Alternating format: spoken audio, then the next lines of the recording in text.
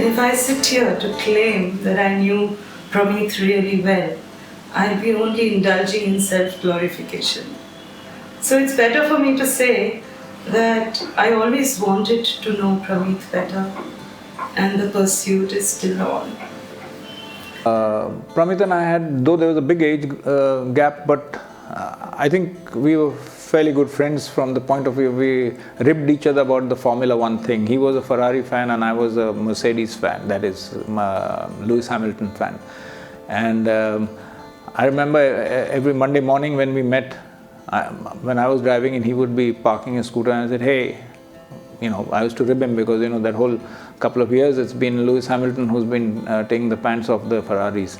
So yeah, he would come back and say, no, you'll watch and all that. So we used to have a lovely little banter. The one thing that I'll really miss about Pramit is working with him. Like, that's the bond we had, that we were really comfortable with working together. And we didn't have to force each other to reach common grounds when we were working on some project. We'd listen to each other, even argue, we'd fight, but it was all just for work. He, just like Sid said, he was so well organized in everything he did.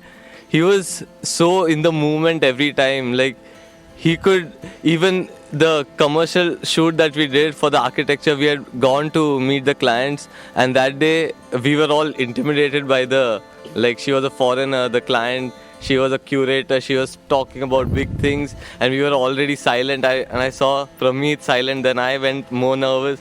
Then after 5-10 minutes, he came up with the whole thing. He started telling them what kind of shots we'll be taking, how many photos.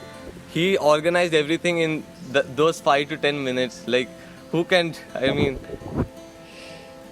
He was the guy who always used to give a direction.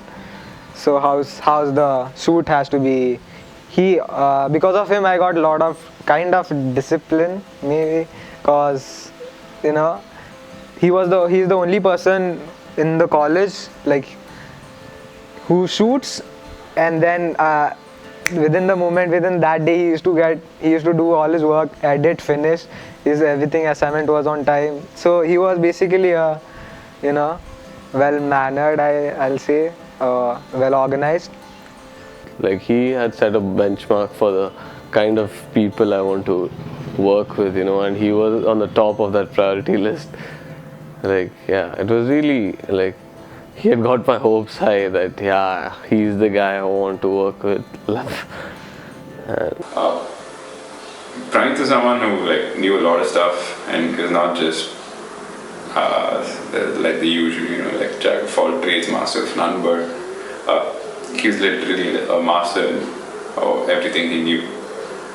He was so excellent in everything he did, the music he played, photography, in general, work ethics, life. Such well-mannered guy, so honest and true in his work. Like, work-wise, he was really honest. Like, he was the most honest guy I've seen. He was very real, very real.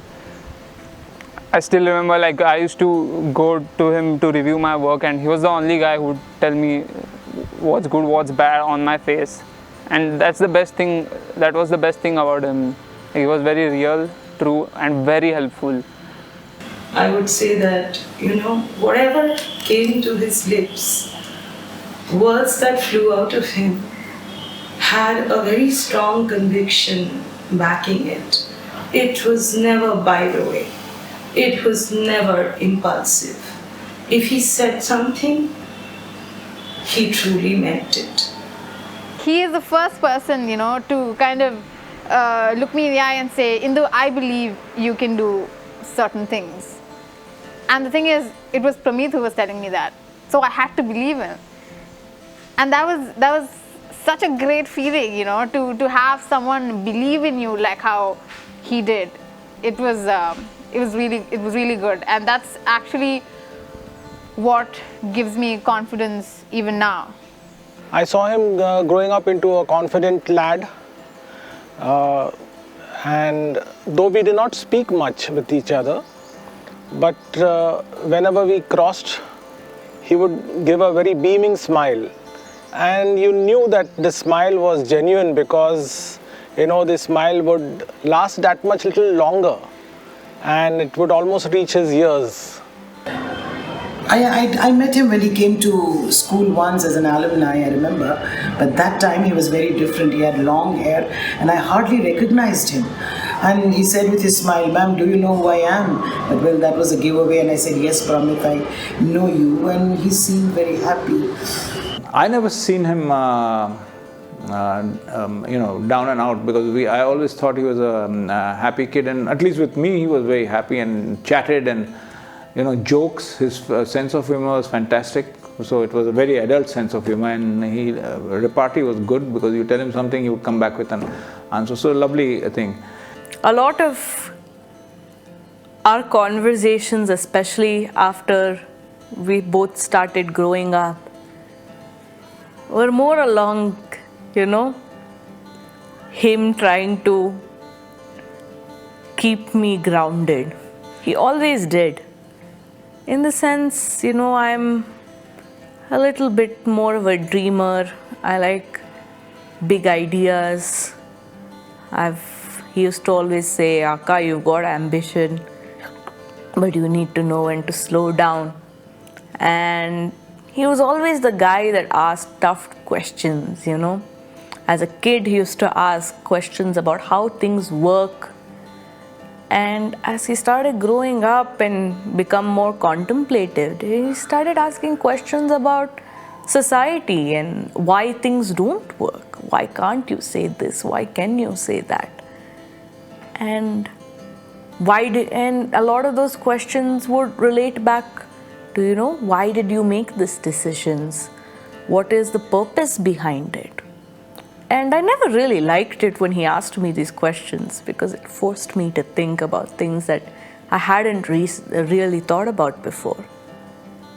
But now looking back, I realized that in a way, he was the one that was, really keeping my feet on the ground and making me think through my decisions. And I really appreciate him for that. He was bold enough to stand for what's right. He never looked back on that. Years later, he uploaded a series of his photography on Instagram entitled "A Thought," and he had 4 lines to kind of explain the title. And when I read those 4 lines, I thought they were really intense, extremely deep, to the extent of being dark. Troubled a little I was, so I immediately texted him and I kind of asked for explanations. And Pramit, as humorous as he was, replied saying, "You're the English teacher." And I immediately said, yeah, but it's a very rare opportunity that any English teacher gets to meet the poet himself. And then what he said will reverberate within my soul forever. I'm quoting him because I remember it.